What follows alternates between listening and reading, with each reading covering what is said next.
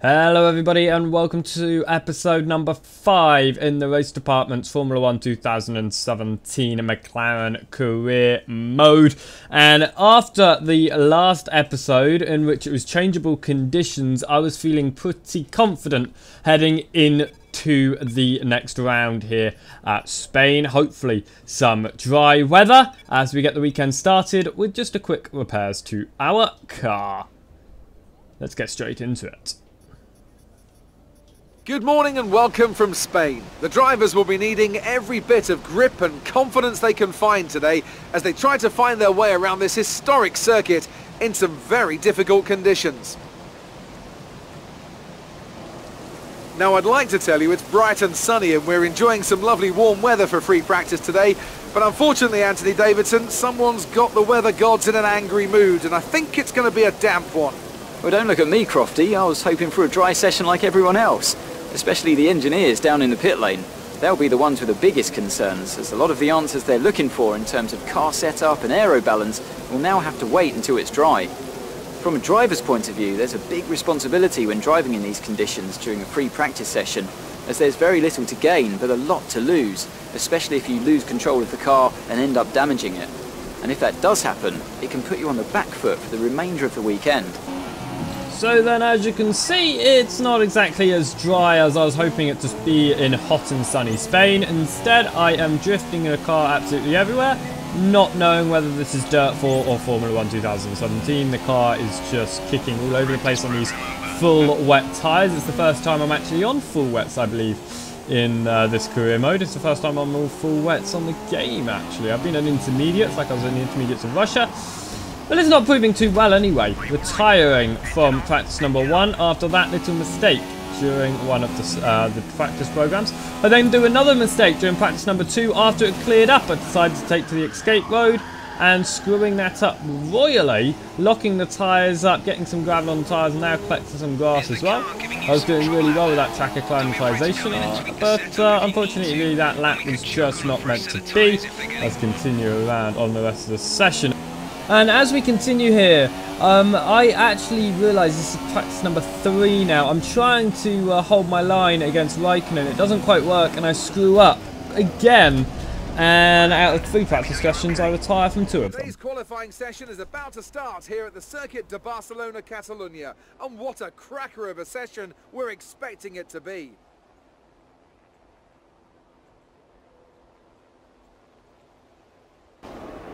Now then, Anthony Davidson, you're not getting any younger, but you have been involved in your fair share of qualifying sessions in an illustrious 30-year career. How do you deal with the pressure when you have that one chance to deliver a perfect lap? It's not so much about dealing with the pressure, it's more about how you approach the risk and just how much of it are you willing to take. You're constantly balancing the car on the edge of grip from braking, cornering and traction. And over the course of a lap, it's easy to get that balance wrong. And that's why achieving the perfect lap is almost impossible. As you say, I've been doing this 30 years now, and it never gets any easier. So as we get onto our lap, you can see we've already put in quite a poor lap, 19th position overall at the moment here, as we're getting to the final 30 seconds of Q1. That means this is my final chance. I was going to put it all to the walls as we head into the first chicane, the fast right left hander.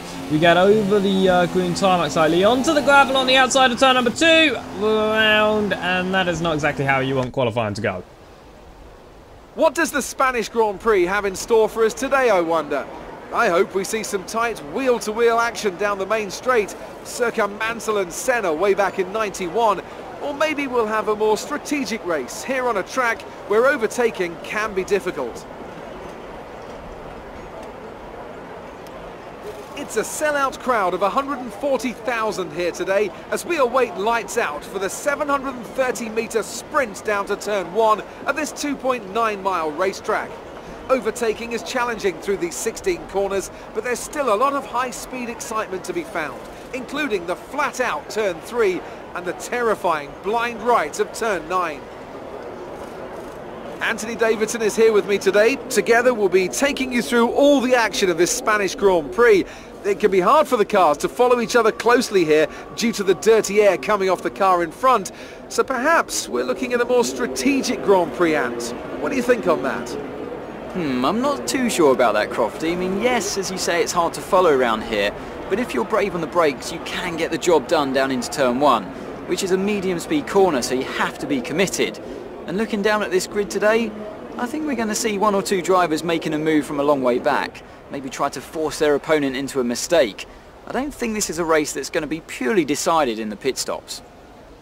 Well then, after an exciting qualifying session yesterday, let's take a look at how the cars line up. Sebastian Vettel has a clear track ahead of him today. He starts in pole position, and Lewis Hamilton completes the front row. Looking down the rest of the grid, we have Raikkonen, Bottas, Max Verstappen and Ricciardo, Massa, Stroll, Magnussen and Sergio Perez, Grosjean, Kvyat, Jolyon Palmer and Hülkenberg, Ocon, Sainz, Fernando Alonso and Marcus Ericsson, Wehrlein, and a McLaren rounds off the grid. Now it's almost time to lights out, so let's go down to the track. So here we are then, sitting on the grid. We're going to quickly choose our race strategy. Now a 2-stop is definitely going to be required here at Spain. There is actually no choice about that. I think it's going to be our first 2-stop of the season, in fact. So I can't quite remember. I believe so.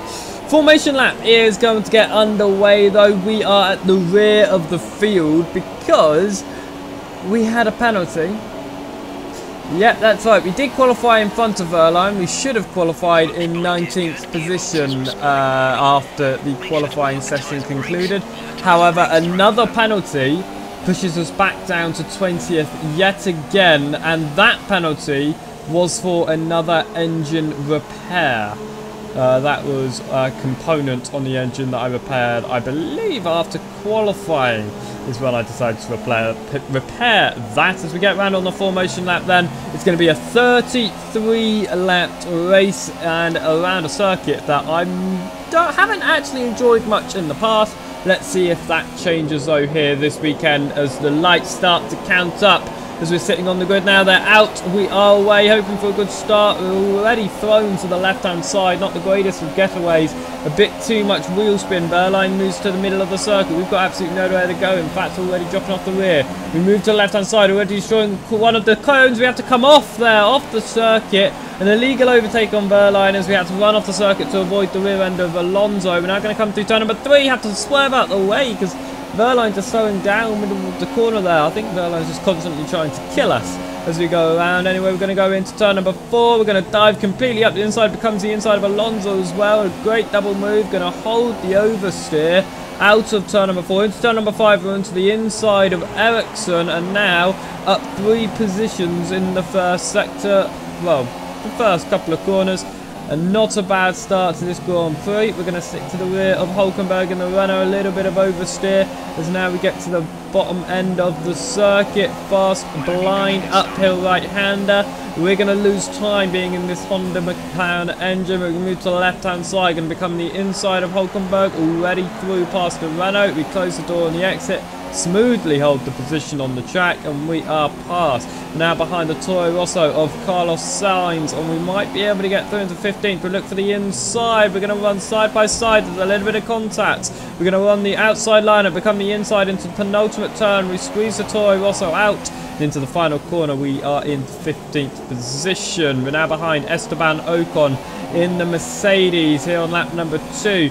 Coming through the bottom end of the circuit. We move to the outside, but instead we switch it to the inside. There's a little bit of contact. We're caught on the rear right tyre there. Luckily no damage to our front wing, and we're going to have to remain behind for now. Hülkenberg has also got past Sainz behind us, so he's now up to P number 16 as we remain in P number 15 for now. Later on though in the Grand Prix, lap number 6. And we're still in 15th behind Esteban Ocon as we're in the middle part of the course heading up the circuit now, and in front of us Ocon's going to through. Oh no, the exploding engine for Esteban Ocon. The smoke in our face. Going to get as much as seen to the very possible moment. Move to the right hand side. We're now up to 14th. Esteban Ocon is out of this race and the safety car is out. There's no overtaking. DRS is disabled and the safety car has been deployed. And immediately our engineer is obviously going to ask, do we want to change strategy? I'm trying to click on change strategy, but he was still talking. We're going to go, yes, we're going to change that strategy. We're going to pit for mediums, and it's going to say hards for that final stop. However, we might be able to stretch these middle mediums far enough that we can go on to mediums for the end of the race as well. Anyway, into the pit lane now. Already the limiter is engaged. There's no really need to get as far to that closest line before we engage the pit limiter, because we're not going to gain much in the pit stops. However, with the safety car out, we're going to go and catch that safety car now. But there's been some sort of incident. A lot of debris behind the safety car there. This is what happened. It was one of the Renaults slamming into the back of the safety car. Another Renault slamming into him. That was Alonso getting involved. This is a Toro Rosso, I believe, of Sainz hitting the rear end of Alonso. This is one of the Saubers coming through. It turned into a real wreckfest there that had a lot of debris left on the circuit as we were going through. In fact, it's going to be Julian Palmer out of the race and Nico Hulkenberg. Both Renaults are out of this race. They must be frustrated with how their weekend has gone, taking each other out behind the safety car. Absolutely crazy as we are getting ready to restart the race here on lap number 10. It will be. We're going to be going green on to lap number 10. So 24 more laps of racing. One more pit stop will be needed for that hards, hopefully mediums. Although under green, we've gone a little bit jumped there. We've caught out from the green flags, and we're going to have lost out immediately to Pascal Wehrlein in the Sauber in front of us. Although we have got the Toro Rosso of Carlos Sainz right behind. He's going to move to the right hand side, and we're going to have to hold our line. There's nothing we can do. We might be able to switch back, move to the right hand side. Sainz goes defensive. We move to the left. We're going to hold the outside now, and we are going to be able to hold on to P number 16 for now in front of the Toro Rosso car. Might be able to catch up to Pascal Wehrlein in the Sauber in front of us. What I love is that debris on the left hand side has been swept off the circuit, but it's still on the track. It's on the gravel and runoff area. Although later on in the lap we are behind Wehrlein as Alonso and Ericsson pit just in front of us. And this is going to mean that we are actually going to be able to climb up the order. Wehrlein's still got to do his first pit stop. He's on the medium, so going for a longer run. Sainz is going to move on the outside. He already did his pit stop. He pitted with us, so we're on the same strategy here. We move to the left-hand side, try to hold it around the outside of the Toro Rosso. This is now a battle for 6th with Wehrlein in front of us. We're battling for 7th, though. Going to try and hold the outside of Sainz. Somehow able to hold that outside line, and the Toro Rosso is going to have to stick behind for now. As we continue on later on the lap, the rest of the field is pitting. That means we are going to be in a battle for the lead with the Sauber of Pascal Wehrlein and the Toro Rosso of Carlos Sainz. Wehrlein is only in first with his strategy, and that safety car pulled out, but we are into second, which will be the first once Wehrlein pits if we're not able to overtake him legitimately on circuit coming through that first sector. We did have a little bit of contact with Sainz, but other than that, it seems like we are all clean for now, keeping it all clear-headed.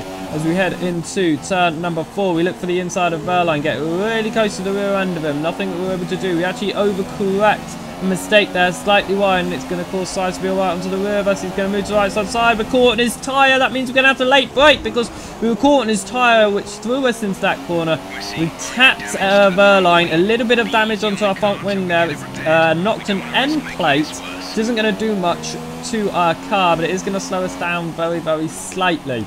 It's a McLaren Honda engine, so we're going to be slowed down a lot anyway. But on the end of lap number 12, we actually led a lap. Now they're going to be either side of us. Sainz on the outside, Wehrlein on the inside. We're going to have to hold the outside line on Wehrlein. Sainz is already through in that Toro Rosso. I don't think we're going to be able to fight back. Vettel is on the rear end of Wehrlein now, so he'll be able to get through and battling for these positions very shortly. In fact, it's just next lap on lap number 14. We run slightly wide into turn number 5, and it's going to allow Vettel to sneak through in his Ferrari, the much superior car of the two, of course, coming through the middle part of the course, very close to the rear end of Vettel. Now up the blind right-hander. Later on then, this is just next lap, lap 15, we've got Lewis Hamilton behind us. We go on to our racing line. Hamilton nowhere he can get through, so we're actually able to stick to the line this time, unlike with the Vettel overtake. We're going to run through the right-hander though we push it slightly too far, almost into the gravel. Hamilton's going to be able to go through though. He's going to move to the left-hand side. I don't know why he didn't reactivate ERS after having to hit the brakes. Very confusing. but he's going to get through, and we're going to drop down to P number 4 at the moment here on lap number 15. On to lap number 16 though. Daniel Ricciardo in the Toro Rosso is absolutely going to fly by, and there's nothing that we're going to be able to do to re-overtake the Red Bull at the moment. He's on the soft tyres as well, so he is in a much faster car. Lap number 16 then. Out the final corner, we actually get too much of the apex. We try to get the inside, back onto the racing line, not realising Raikkonen was there. A little bit of contact, the hand goes up in anger. That's definitely my fault, losing the rear end very slightly. You can see the tyre wear quite a lot. Same with our engine there as we come through. Now, we were going to be pitting this lap on the hard tyres, but I said I was going to extend it with the mediums for the final stop. However, I decide right about now I'm going to repair that front wing, I'm going to go on the hards, and we decide to pit where we were going to pit in the first place, where our race engineer called us to pit, which is lap number 17. So we're going to be pitting with 16 laps to go on the hard compound of tyres. Grosjean behind us has also pitted for the hard compound of tyres as we exit the pit lane, and immediately I knew this was the right strategy because these tyres just felt amazing from the get-go. The hard compound, absolutely fantastic. We were actually able to easily catch up to the two Saubers running the softer tyres. Of course, though, they are older tyres, but it's still so much easier to catch up to them than I was feeling on the mediums, which felt a bit sluggish midway through the stint. Coming through the fast right-hander though, we get slightly to the inside, and we're going to enable DRS behind Ericsson. We're not wanting to get held up because we are in a strategy that could place us into a top 10. So we dive up the inside of Ericsson, move up into P number 11, and we are not going to be hanging around. And we are going to get that position. Next lap, a few laps later in fact, lap number 20, we finally move up the inside of Verline, move into P number 10, hold the racing line. We leave enough room for Verline this time, although he still decides to weirdly move out of the way. There was actually no contact there, so the AI being a bit weird as he was squeezed out on the inside, only ever so slightly, but trying to avoid us a bit too much. However, going on to lap number 22, we have Felipe Massa in the Williams coming out of the pit lane on the medium compounded tyres. We go into turn number 1, but we actually have to come off of the throttle to avoid contact, and again into turn number 3, and again he comes off of the throttle. We actually had to slam on the brakes to try to avoid contact. We did tap the rear of Massa, no damage to our front wing, although we are now a little bit annoyed with Massa. We're going to try and get through, move to the inside on the exit of the corner, nothing that the McLaren engine can do. Move to the left hand side, again nothing we can do to get past Felipe Massa as we get a really good exit out of turn number 5. We get right onto the rear of Massa as we get now up the left and right fast flowing corners, not really a chicane. And now through the fast right-hand corner, we're going to get DRS as well. Can we get a better exit? Yes, we do. We get a really nice run. The McLaren Honda engine is going to let us down. We're going to switch to the left-hand side, though. We're going to brake a little bit later. A little bit of a lock-up from Massa as well. I saw on the left-hand tyre just suddenly stopped. So it looks like that's dropped him off the rear of us as well. We move up into P number 9 at the moment. Lap number 24 though, a couple laps later, Sergio Perez is just going to fly by in the Force India. We're going to try and defend it. Nothing we can do is us Esteban Ocon also exiting the pit lane in front of us. We have a little bit of slide though, and a big slide through turn number 2. Somehow able to hold that, luckily not putting it into a barrier or facing the wrong way. We're going to lose a lot of time though, and that's going to give us into the clutches of Grosjean, who flies by for a top 10. And now we're down to P number 11. Will we be able to do anything to get back into P number 10? We get really close to the rear end of Grosjean through the first turns. And now into turn number 3 again, really close to the rear end of the Haas as we're coming through turn number 3. But we're dropping off already. We're going to try our hardest to brake as late as we can into turn number 4. Get a good run into turn 5. But it looks like that Haas is just a bit too far ahead for us. And Grosjean is going to be able to hold on to that singular point that we were hoping to take with this strategy that we pulled off. Grosjean on the identical strategy, putting on the hard tyres on the same lap as us. Many laps later though, you can see Grosjean has pulled so far ahead. We've now got Magnussen on our outside. He's going to go for it. There's a little bit of contact, and with that I was actually really annoyed. So I pushed all the way around the outside, came off the throttle purposely through turn number 2. As you can see, lost quite a lot of speed to hold up Magnussen there on this penultimate lap of the race. I was very annoyed with him. He's going to come back at us though, possibly through turn number 4. Can't do anything, but we double lock up as we slam on the brakes in front of him. He's going to go on the inside again. Contact. We've now got to hold this left-hand side. It's going to be in the inside turn to turn number 5. And we are so annoyed with him that actually I do squeeze him off slightly into gravel. And I'm sure the stewards will be investigating that after the race because there was contact as I pushed him into that gravel. But I was very annoyed. It was probably my fault, but I was very annoyed with that. Oh, that was I did not realise that was a transition. We're now on to the final lap of the race. Sebastian Vettel has won the event. We're defending from Massa, who's been able to get past Magnussen with the contact that we had with him. Now into the final set, we're going to try and hold on to P number 11. It's not going to be points, but it's still going to be worth something after starting in 20th position as we come through the right-hander now into the final chicane, and then it's just a final turn.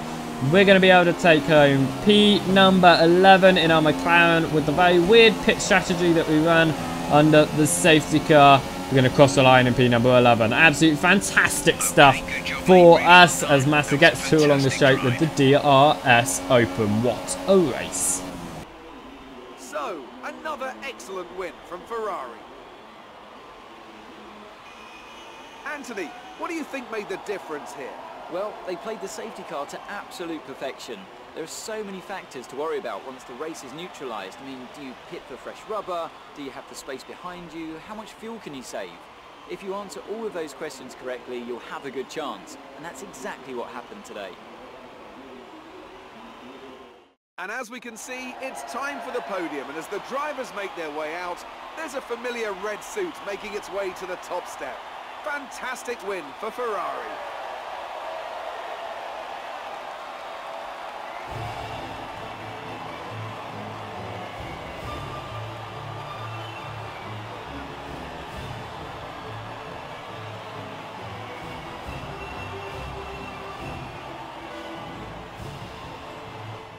So then, it's time to see how this result affects the Drivers' Championship. It wasn't the best weekend for our championship leader, and their advantage at the top has been reduced. Now then, Anthony Davidson, who was your driver of the day? Probably Carlos Sainz. You know, strong pace, good work with the strategy, just a very complete drive, I think. And here's how things are shaping up in the Constructors' Championship. Ferrari extend their lead at the top of the championship. Meanwhile, Toro Rosso's strong weekend allows them to continue their march up the table.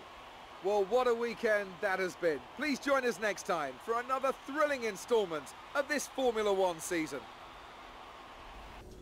What a race that was then, as we just go through the resource points and career points now.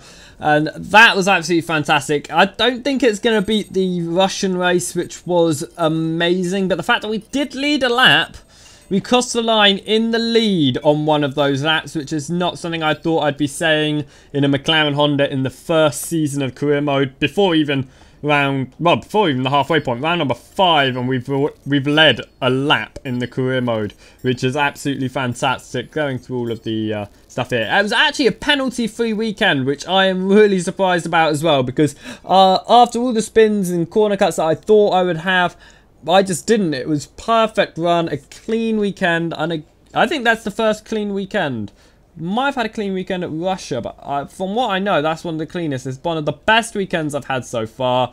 Absolutely fantastic. So I hope you guys have enjoyed, because I certainly have, and we shall see you in the next race, the crown of the calendar. It's the Monaco Grand Prix. We shall see you then. Goodbye.